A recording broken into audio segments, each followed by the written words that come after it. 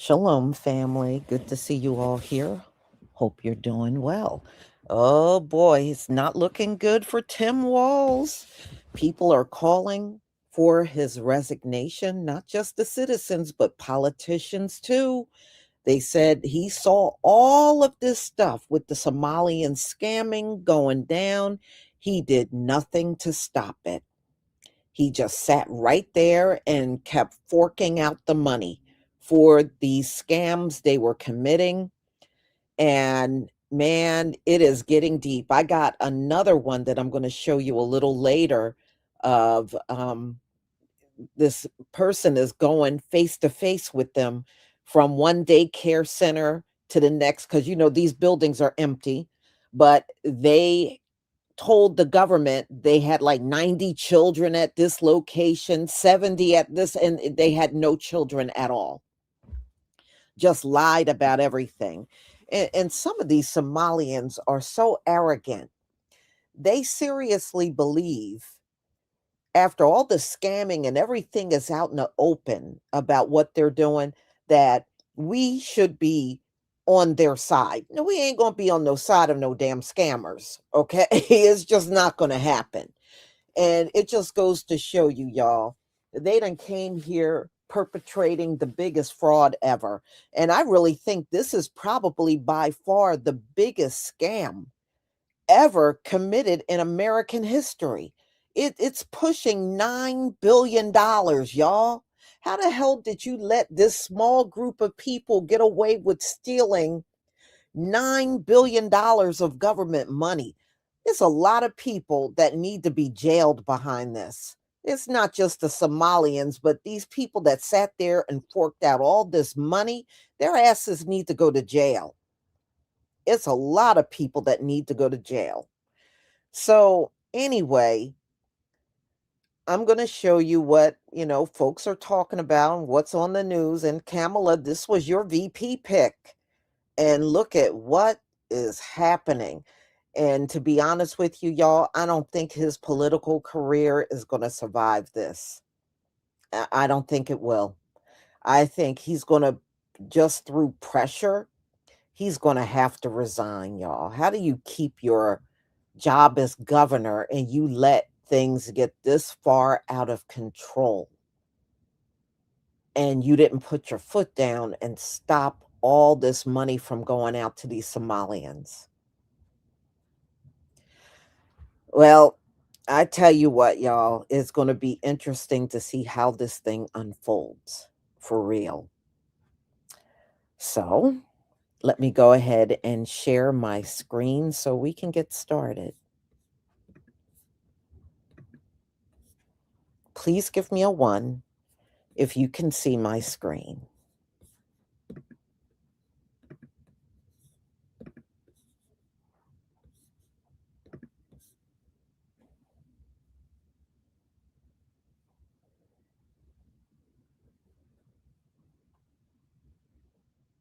Thank you. Thank you very much. All right.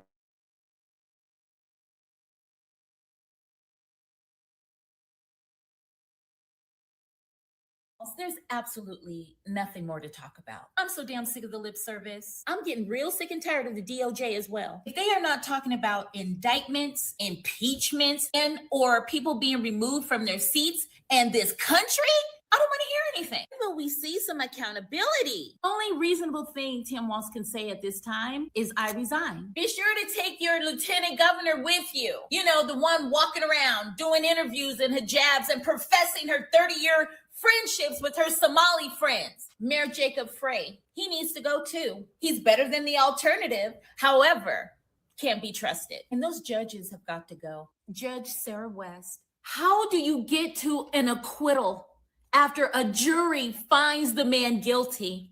How does this happen? You got to go. Right along with your friends, Amber Brennan and Hillary Calliguri. You guys let these fraudsters off the hook.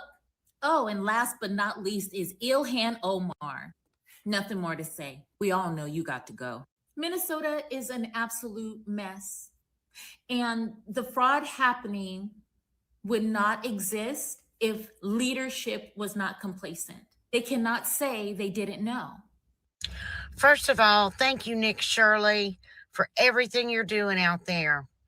Let's talk about Tim Walz, the fraud father of Minnesota, and the questions he still refuses to answer.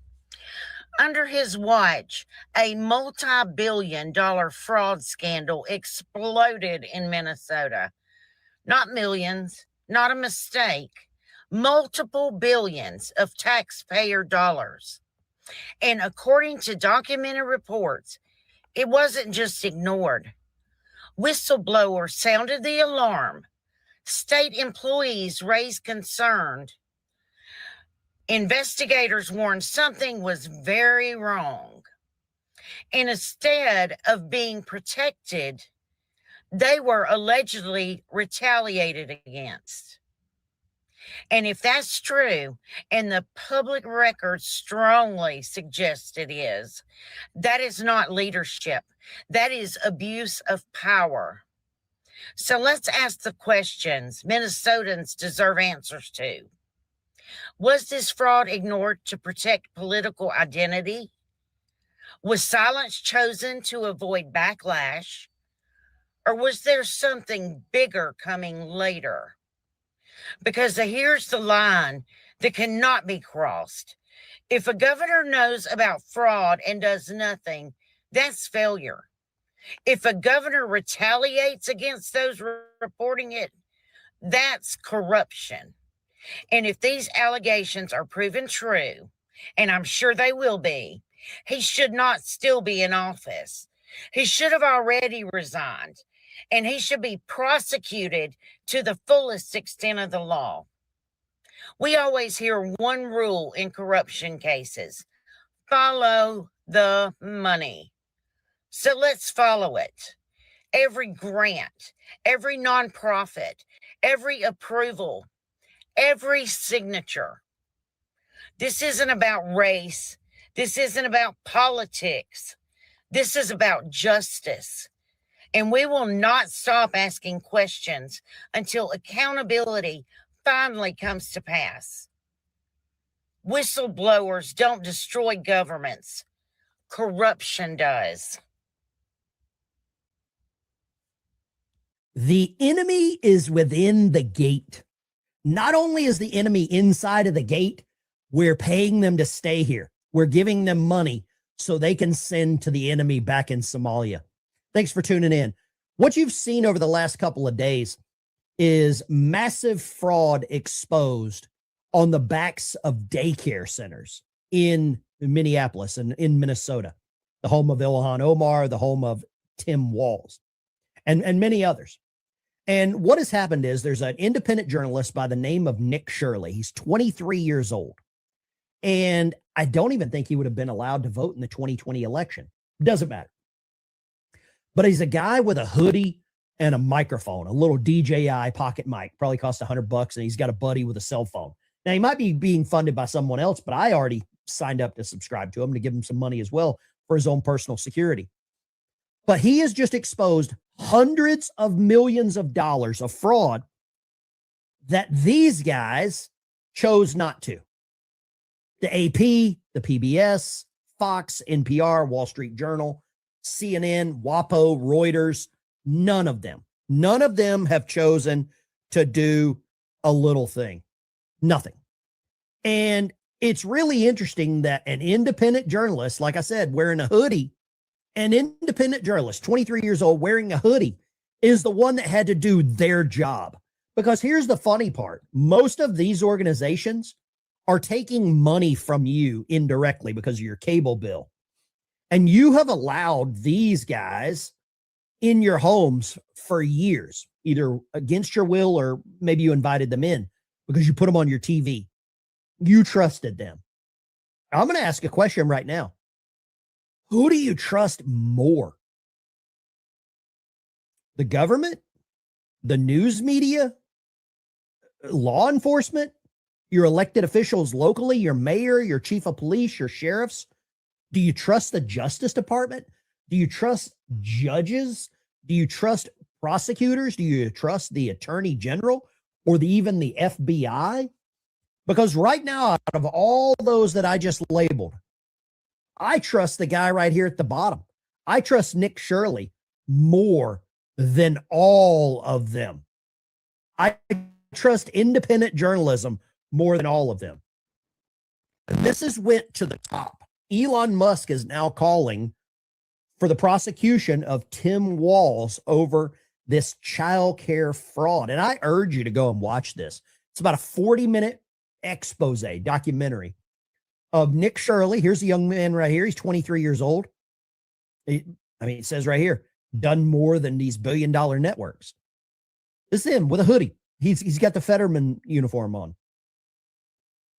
And now Elon Musk is calling for Tim Walz to be prosecuted. You know, well, bet you haven't heard anything about this. Amid the massive Somalian money laundering fraud scandal that is currently taking place in Minnesota, Governor Tim Walz just unveiled a new plan to allow for migrants to take up to 20 weeks of paid time off for family bonding.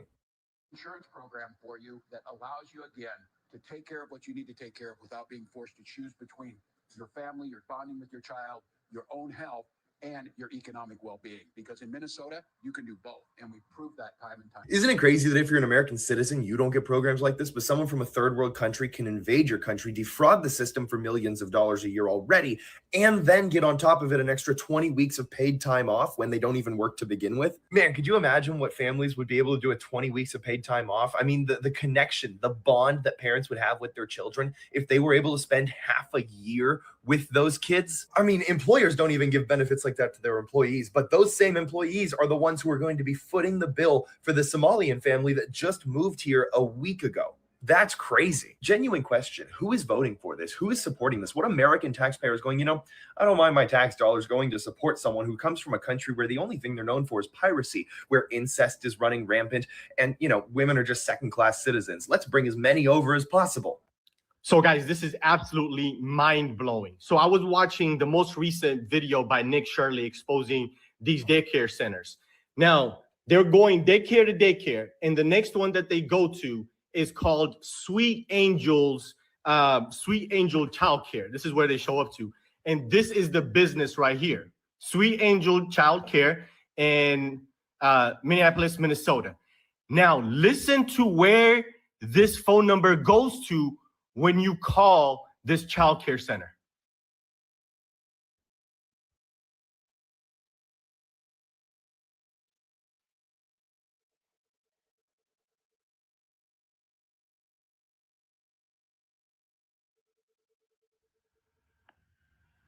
Just wait for it.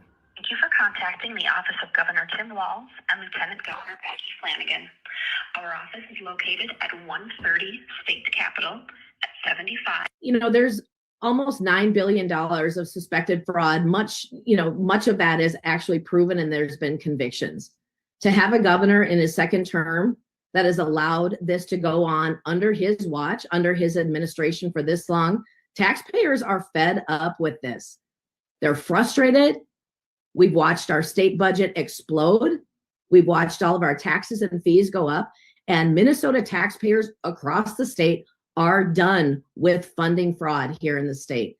That's the frustration that we are hearing from across the state, and as you saw in the letter today. Guys, you can't even make this up anymore. Governor Tim Walz was just called to resign by dozens of state Republicans in Minnesota. I mean, with the amount of fraud totaling over $12 billion now, there is no surprise that Governor Tim Walz should resign. There's no way he wasn't complicit in this amount of fraud. You can't tell me that a governor of a state would not knowingly have $12 billion worth of fraud from one community in the state. Not only that, but Tim Walz was the very guy who at the very beginning tried to fire the very people who actually discovered this fraud. He tried to fire the auditors in Minnesota government to try to fire them and try to cover this up. So there's no telling what this guy actually knows. And whether he took money, I don't know. I don't believe that, but he definitely tried covering it up because remember, governors in Minnesota, governors all around the state depend on community votes. And in in Minnesota, the Somali community tends to vote together. They tend to vote as one big voter bloc. So you can't be enemies with the Somali communities, or else you're going to have 100,000 people voting against you. So for Governor Tim Walz to choose the Somali community over all of the people of Minnesota, that is deeply concerning. But he kind of had to do that. It was a political move. And this political move did not pay off right for him. And now he must resign. Now he must take the consequences of choosing the Somalis over the American people. Last hour, Garrett just mentioned a group of Minnesota GOP state legislators called for the governor to resign. Why has no agency official been fired or publicly disciplined for these failures? Those are just some of the questions that we've been asking for years, and the governor needs to answer. Joining me now, Minnesota State Representative Kristen Robbins. State Representative, thanks so much for joining the program. I mean, you know, it's one thing to call on him to resign. He's clearly not going to do that. But if he doesn't, shouldn't you guys just impeach him just based on not just the fraud and corruption here, but going after those whistleblowers who sounded the alarm? Absolutely. I called for the governor to resign several weeks ago. I just think his dereliction of duty is unconscionable. These whistleblowers have been sounding the alarm for years. We've had hearings for almost a year now, holding his agencies accountable. He's not fired anyone. He's not taken steps to stop the fraud on the front end, and he continues to make excuses. So I would absolutely want him to resign, as I said weeks ago, or I know others are looking at articles of impeachment, but he is responsible. He has turned a blind eye for 7 years, and we need to clean house in the executive branch. You know, it's interesting. He's made quite a few maneuvers that are questionable, I would say, over these last years. Now appointing, I should say, a fraud czar, but he closed at the statewide level an office that investigated fraud for many years. There are questions about that. This has only renewed the call for Governor Tim Walz to resign. He is currently running for a third term as governor, but this has really ramped up under his watch the last 7 years, all of this fraud exploding onto the national scene. I think it's 5 or 6 federal investigations that have now been announced in Minnesota from SNAP, our welfare fraud. The state doesn't want to give that over. Our voter rolls, Minnesota doesn't want to hand that over to the feds. Illegal immigrants having commercial driver's licenses here. In fact, President Trump saying that Walz has turned Minnesota into a fraudulent hub of money laundering activity. Those are the president's words. So